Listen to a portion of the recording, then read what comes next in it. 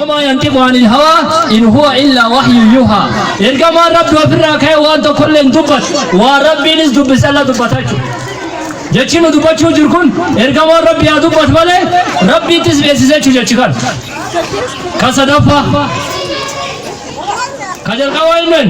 كنم ميدامي كناني إني ربي كنانان دعاء نسان ده فمتون چبتا جبا يا ربي كنام كنچب سنان أتس ميتنان إنفت لما فمسافر خخرات يا ربي كنتنان إرافو رمتيچو كسدفا ريرو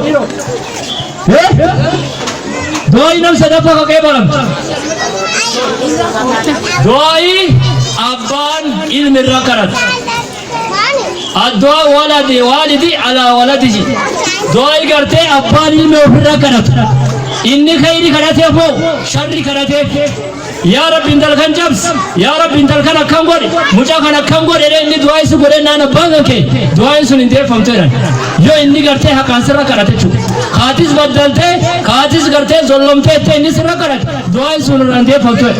yo inni akkasum garte ilme tigam garte doktor ad-dunya fakira god ya rabbi nande thor jannat ratas sadarka isane ol nafur ad-dunya gubate inni sikarate du'a isu lenga dimbuto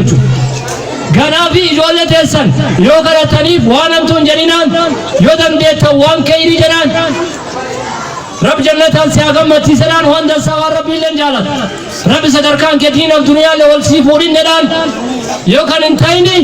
وانم تو غرتي بالا تيامين نمان تنتي ilman kale garte akkam taate guddiste rabbi si jabsin netani imida gara muslimarra nami muslima ergama rabbi sallallahu alaihi wasallam man kana yu'minu billahi wal yawmil akhir falyaqul khairan aw liyasmut